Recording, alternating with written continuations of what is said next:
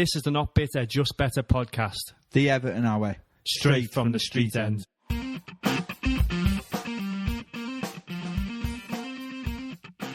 Howdy Blues, welcome to the Not Bitter, Just Better Everton podcast.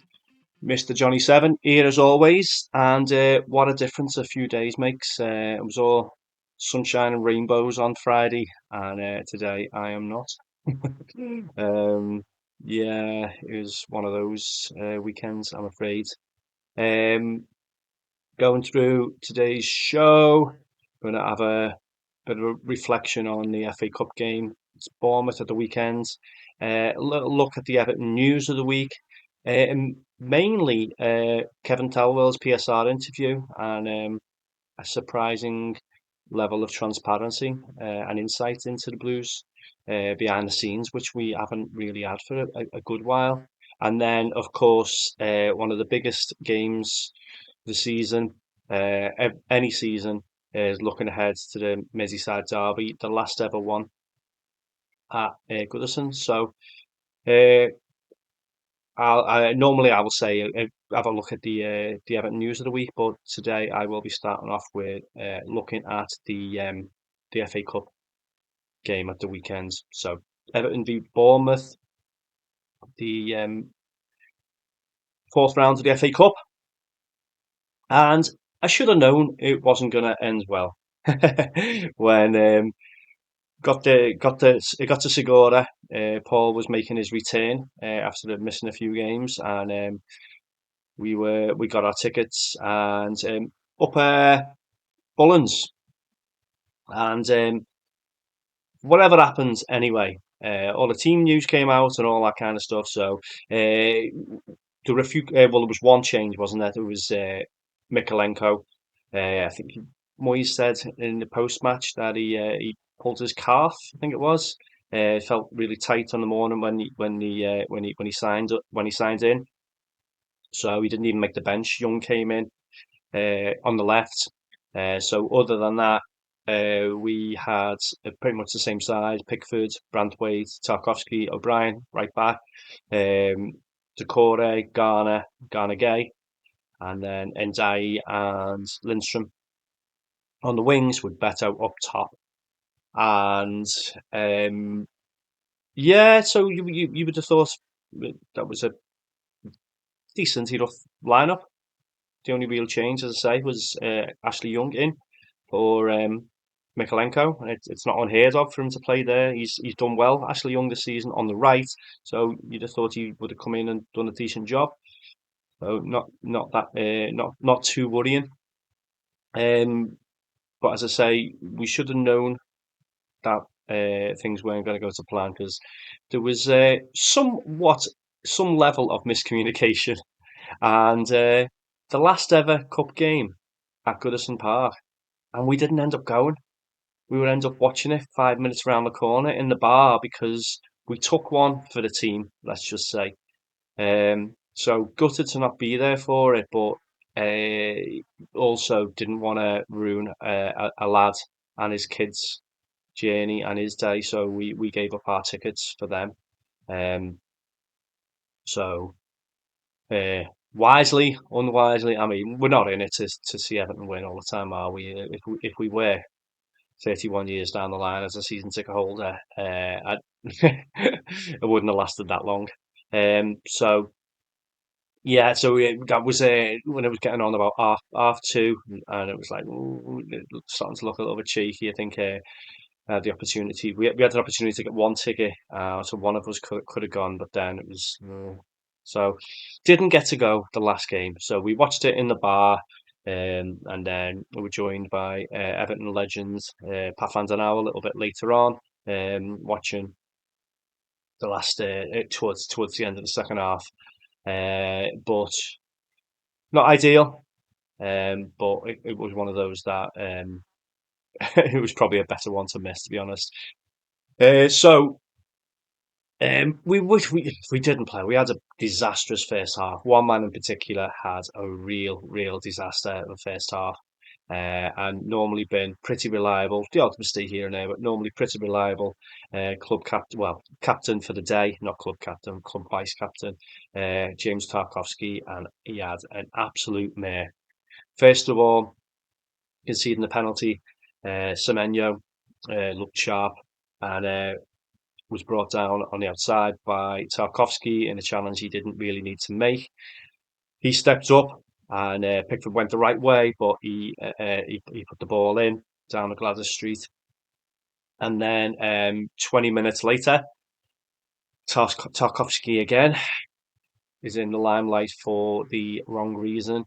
Where I mean, this goal was just an absolute shit show. It was horrendous, bobbling around all over the show. Tarkowski trying to chip it out, and didn't even know where he was chipping it out to. Didn't make it was what, maybe 30, 20 yard pass, and he didn't even make it past the Bournemouth attacker. Um, and then we just didn't recover from it. Uh, Bobbled up about five deflections and then went in off Jefferson. Um, both the goals actually, I thought that one, whether it would, did it hit an arm, but it was irrelevant because VAR wasn't in play. And I don't know how I feel about that.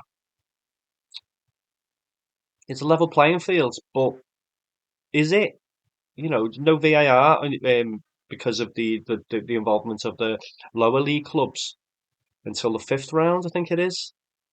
But anyway, it was regardless. It was just not really a great performance at all, particularly Tarkowski, and it's a shame because we could have done with him, um, stepping up there, and essentially it cost us the game, unfortunately. Some of the stats: Everton with the possession, 57.9%, and this is I've said this a few times now. We are not good with the ball. We're trying to be better, but just that, the way trying to play that out from the back, and that's what Tarkovsky's ended up doing and costing us. So, 11 shots, only one on target. To Bournemouth's 18 and 8 on target, 6 corners each. Um, we've hit the post 3 times. Pickford 5 saves to Kepa's 1. And the overall, the lasting kind of thought on it is Tarkovsky just shit in the bed. And I mean, the amount of times he's put himself about this season, and he puts himself in front of everything. We could have just done with him, keeping that part of his game intact and not trying to play a dinker ball over. And got a little guest again. Again, if she disappears with the green screen, then I'm just stroking a bit of the wall. So, um, yeah. So yeah. Um, just It's just so disappointing though that let's say the last ever game, and there was a little bit of talk beforehand. 30 years ago since we picked up a trophy, and then we were floundering near the bottom of the table. Well, it was actually at the bottom of the table, wasn't it? And then Big Show Royal came in and turned it round and took us to Wembley. It was the last time we won a cup. And then there was a little bit of like shades of that with Moyes coming in, turn it round for us, and the romantics amongst us were thinking maybe it could be a repeat of fortunes, but it proved not to be. And as I say, very disappointed not to be part of it. The last game ourselves, um, but ultimately we just kind of we're just not as good as Brighton. Sorry, Brighton, Bournemouth. Sorry, we did Brighton a couple of games ago. We're just not as good as them. And we had this. I said this in the preview. They're seventh in the league, and they've had a lot of injuries and stuff. But he's just got them playing a blinder, hasn't he? Areola, and is coming in. You thought even though they're much better side at the moment, you thought on the back of the 3 wins that we've got and the way Moyes has got us playing, maybe we could. Oh, it's difficult to say whether it would have been an upset because we have been playing really well, um, but it wasn't to be. So no big cup run to send the old lady off in style. Semenyo, bright spark for them. Only one shot on target for us, but three in the post. O'Brien in the post, and Harrison and Alcaraz hitting the post late on. And the two bright sparks, really, Harrison and Alcaraz. Harrison came on. People have been saying to give him a shout, give him a chance on the left hand side, but he ended up coming on the right and really got his head down. And Alcaraz also coming on, and the only real bright point to take from the game. A lot of energy, and it looks like he could really be a good signing for Everton. And we definitely we need to shake it up a little bit. It's not all, as I said at the start, it's not all sunshine and rainbows. We've got a couple of aging midfielders. In say aging, Decore's not overly, but he sometimes he does look out on his feet. And Garner Gay has been probably our best player over the last few games, and he just didn't have his best game for Everton. So, but Alcaraz pushing forward and Timmy coming back in.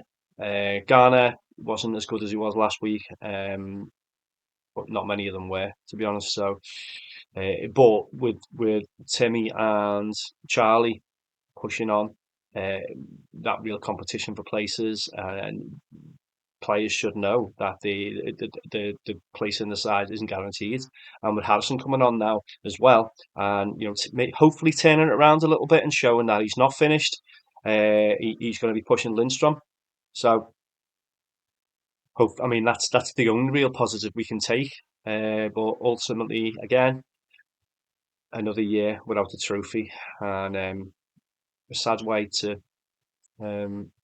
go out, really. So a lot of disappointment, a lot of frustrating, an early cup exit, but it wasn't one of those ones where we just going out embarrassingly against a lower league side. Bournemouth, there's no shame in losing to Bournemouth. Um, but there's questions over. We could have we had to bring Young in on the left, but that shouldn't have made that much of an impact on the game. So I just think though those limited options up front, the way Bournemouth play, and they just push on and push on and push on, and close down, and our players just couldn't had no answer for him. So yeah, disappointing, and it rolls on. Maybe it'll be 31 years, 31st time lucky next year, and we can get something back in the trophy cabinet. So anyway, as I say, a little bit of a downer compared to the last few episodes where we've been talking about wins, but it is what it is, and we've got a lot more points to play for, and we can focus on the league and not have the FA Cup as a distraction. There you go, positive spin. But we do need to start putting some. I mean, I was old enough to see that. And some of the listeners are going to be old enough to see the glory years of the mid 80s, but a lot of youngsters now weren't even born when we won the last one. So um, yeah, don't follow Everton if you want to chase glory. Anyway, I'll be back in a sec with a little bit of Everton news.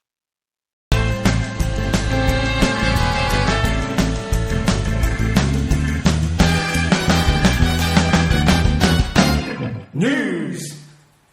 So Everton news of the week. There's not a whole lot out there again because of obviously the transfer window is closed now. So um, there's not a whole lot injury wise. I mentioned Mikalenko. He looks to be a doubt for the derby, which I'll talk about in a little bit. But the main news, I guess, was the surprising Kevin Thelwell PSR interview. Um, a rare moment of transparency, really. A lot has been said. His contract is meant to be up in the summer, and whether he's going to still be at Everton. You know, in September, sorry, in August when the new season starts, and people asking what does he actually do, and the way the transfer window just kind of ended with it kind of fizzled out as well, didn't it really? We brought Alcaraz in, but we really could have done with another striker, and potentially we're looking into a left back as well. Um, Although Moyes did dismiss that, but then with Mikalenko picking up a knock, uh, it shows that we pretty much needed one. So I think there was links for a right midfielder as well, but we couldn't and end up bringing anyone in. So people were asking, what does Thelwell actually do? So some of the things he said, he gave some insight into the financial situation and how the profit and sustainability rules have impacted the club. Uh, he said he confirmed that January was always going to be a quiet window. I mean, I wish we'd have known that. We kind of could have guessed that, but there was some optimism of bringing some change in, and it did sound like Moyes was pretty confident that we were going to bring two or three faces in, but you could kind of see the way the language kind of changed a little bit as the transfer window as the deadline got a little bit closer. Moyes' language and his demeanour about it kind of changed a little bit. But then Moyes came out and said the frustrations that we've had. So this is just kind of confirmation, really, with Thelwell coming out. He has emphasised that the summer will be a chance to rebuild. Um, and Everton have been restricted to just 145 million spent over the last six windows, so that's two per season, isn't it? And one average Premier League club spent 100 million in one window. That's kind of going, and where do we sit amongst that? Are we an average club now? Confirmed though that the new owners, the Freaking Group, are focused on long-term financial stability. So Moyes again has kind of said this, for the summer. That's where we just need to make sure we're in the league. Uh, I don't know what happened then. I seem to have just carried on talking and it stopped recording. So I don't quite know where I was up to. So I'm probably have to go and fix this in edit. So, uh, so what does it mean for the summer? Major squad overhaul, more financial freedom with a stronger PSR position. I kind of don't like the fact that they're saying that because that automatically puts the price up on other players, doesn't it? I thought we were in a position where we were being a little bit cloak and dagger about it, so that clubs wouldn't see us coming in and automatically add 25% extra on the prices. But we'll see. The key contracts expire, and this is a massive one, isn't it? So there's got to be changes because the players potentially going out.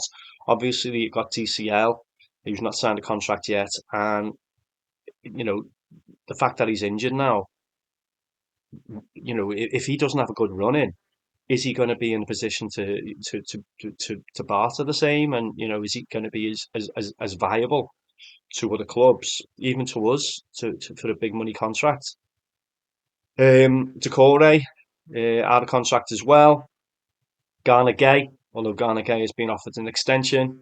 Michael Keane, they're just they are all big hitters wage wise. So uh, there's probably double that who are out of contract as well. So there definitely needs to be a massive influx of new players, and hopefully we'll be able to get some youngsters in who are on a fraction of that. We'll be able to offer a similar kind of quality, but we really need players to come in and be first teamers straight away as well, don't we? So trying to get that balance is going to be massive, and hopefully if we can finish the season strong, we'll be obviously be in a better position.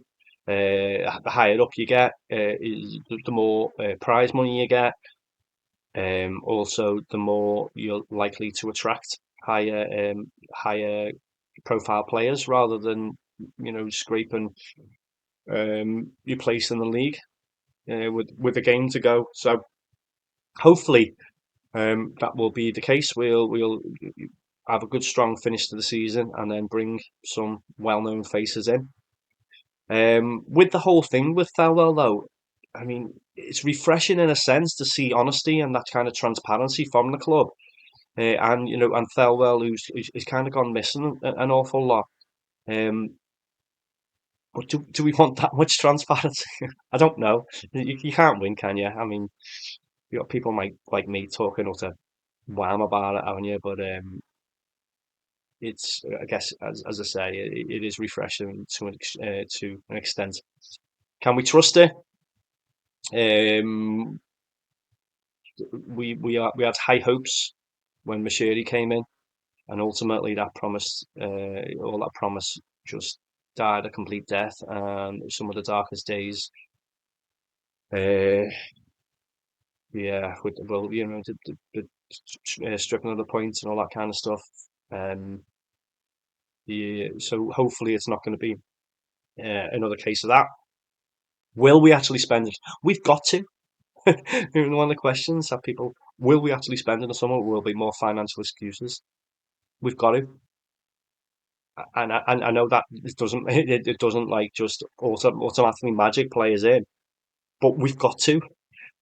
We can't. I mean, what's the option? Bring in 8 players in from the youth. If they were good enough, they'd be around the squad now. So it doesn't. We just hope they do put the money where the mouth is, the Freaking Group, and we hope we can offset the wages that we're going to save with some good quality coming in, and hopefully not throw 6 figures at every half decent player per week. Um, we shall see, and all cross our fingers, and then yeah, we can get Everton back on track. Not us. We can be part of Everton, being back on track, can't we?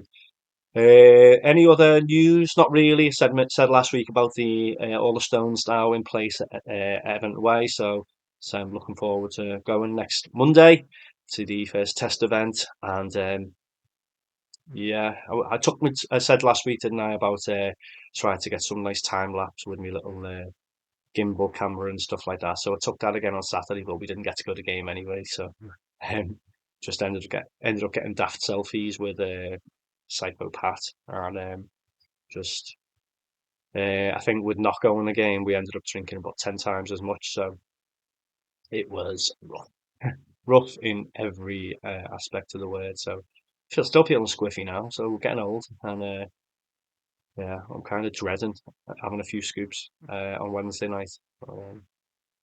That being said, here are our social media links and platforms. Go and give us a follow if you haven't already, and I will be back in a sec. This is the Not Bitter, Just Better Everton podcast. If you haven't already, go and like us on Facebook, facebook.com/EFC Not Bitter, Just Better, or you can find us on Twitter at Just Better EFC. Okay, right. The biggie. The last Merseyside derby at Goodison ever. Possibly the last game ever under the lights at Goodison. Well, Premier League game, first team game under the lights at Goodison ever. Sad. So yeah, I wasn't sure about this. So I checked through the fixtures, and we've got a couple of late kickoffs, and I think the Wolves game was moved to an 8 o'clock kickoff, but that's a Saturday away. A lot of the other games, the Palace games, 5:30, but that's next week, and that's away. So yeah, this could well be the last game under the lights at Goodison. Ooh, um, wow. The context of the game itself. Um, the 1878 fan group calling for fans to be there at 6 p.m. And to welcome the team bus. the last opportunity to do it. And after the performance at the weekend, I think the team could do with the boost. To be honest, yeah. So 7:30, Goodison o'clock. 7:30, Goodison Park. Originally scheduled for December, but postponed due to Storm Dara. Obviously, the Shite are top of the league, but they also had an abysmal showing at the weekend, going out of the league going out of the cup to Plymouth. Where they were fuming, weren't they? Their quadruple hopes were dashed by a 1-0 defeat. Slot choosing to play a very um, weakened side. And you still got to be looking at beating Plymouth, though, haven't you? I think if Everton fans, even if we'd have risked it against lower league sides, uh, you still got to be expecting to take a win, aren't you? So we are not going to get anything like that side turning up on Wednesday. A massive overhaul again, I imagine. Recent form: the Mighty Blues have won three of our last four. Obviously, the three on the bounce eh, before the weekend, and before that, Villa in Moyes' first game back beat us. So good run of form in the league. You've just got to expect it's going to be a similar lineup because we haven't got many other options, have we? Imagine Timmy's going to be looking for a start. Imagine Alcaraz will be looking for the start. I don't know whether I don't know whether both or just a little bit too soon. I don't think Moyes is particularly confident in Mikalenko making it again on Wednesday. So you're potentially looking at Ashley Young at the age of 39 against Salah over there, and he hasn't had the best of times in the in derbies over the past couple of years, has he? Sending off and conceded a penalty as well, did he?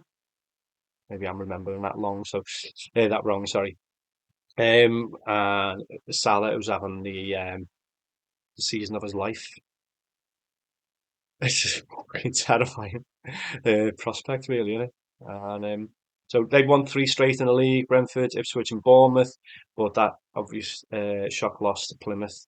Could they be vulnerable? Well, as I say, I imagine it's going to be a completely different lineup. But last year we managed to grind out a result, didn't we? So can we send off the old lady with the last derby there with a win? We can dream, can't we? I've said that before the last few weeks, didn't I? We could dream, and we did, and we got three wins in a row. So I'm hoping we can do it again this time. So Everton injuries, obviously DCL, Broja, and Chimiti all still out. McNeil still out. Coleman out. Mikalenko's now joined those ranks as potentially out as well. Um, Injuries for them. Trent is arguably is doubtful, and Gomez, Jones could return. Predicted lineups for us: Pickford in goal, obviously. Young left back, Branthwaite. Centre back Tarkovsky. Even though he had a mare at the weekend, you wouldn't imagine that he will lose his place to Keane. Um, Keane's more likely to play up top, isn't he? After I was joking about it, he ended up playing the last 10 minutes or so up top alongside Beto at the weekend. O'Brien right back. It looks like it'll be Garner Gay to start again. James Garner as well, and then Decore didn't have a good game at all at the weekend. I can't imagine that he will lose his space because the other one is pressing from the front-ish against them. Um, but could he be bold and put Alcaraz in or Timmy in? Um, yeah, I mean, either one could add a little bit more than what Decore's offered at the weekend. I just think, as I said before, I think it might just be a little bit too soon for them. And he's got to start on the left, hasn't he? And again, Beto, we don't really have another option apart from Keane. Well, I say, and could start up top, and he could maybe put Harrison over there. But I can't imagine that he will do that. I think he's got to start with Beto up there. Lindstrom could well be pushed for Harrison. He might fancy Harrison to shore it up a little bit. But saying that, Lindstrom is doing a lot more defensively than Harrison was doing as well. So I think Lindstrom's going to get the nod. For them, um, probably looking Allison, Bradley, Kanate, Van Dijk, and Robertson in defence with the injury to Trent. Gravenberch, McAllister, and Szoboszlai, and Salah, Diaz, and Gakpo up top.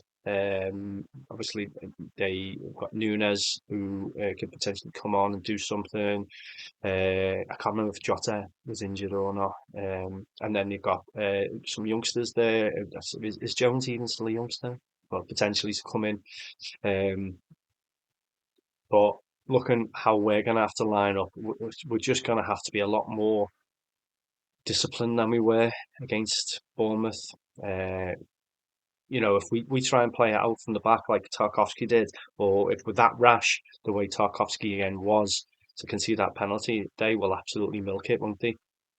Penalty pool, the VAR will be back as well. So um, we need to make sure that there's no rash challenges anywhere around the box or in the box because they will just they will just lap it up.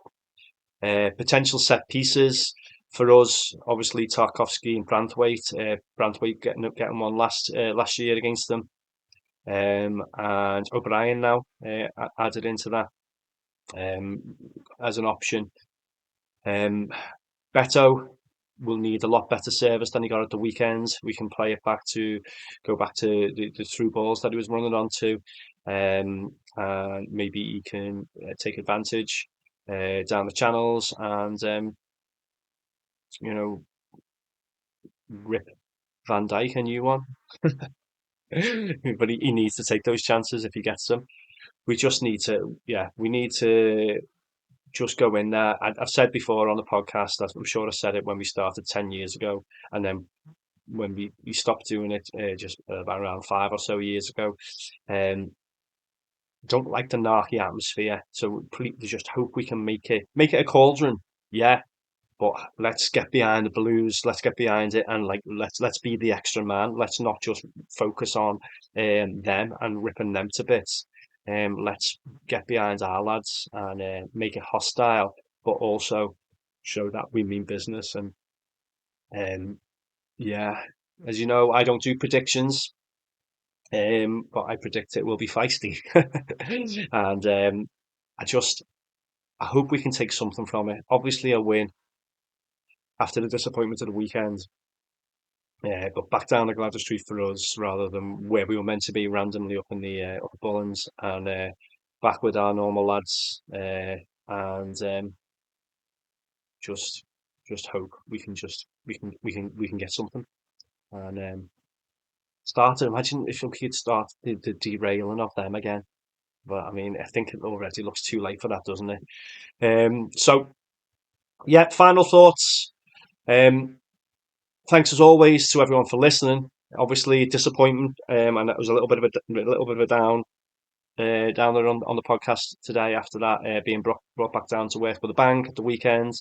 But that massive night ahead on Wednesday, let's take some positivity into that and try and go off with a bang. Looking back at the Thelwell transparency, and I guess it gives us the summer to look forward to and getting some actual confirmation of that, where that there's money there. Um, and yeah, let's start seeing all the pictures. Let's see people sharing stuff. Hopefully, there'll be loads of footage from when the club arrive, all the flares and all that kind of stuff, and we can pull off a victory. So yeah, thanks Blues, and I will catch you on Friday. Hopefully, discussing an Everton win and a Liverpool loss. Come on, you Blues!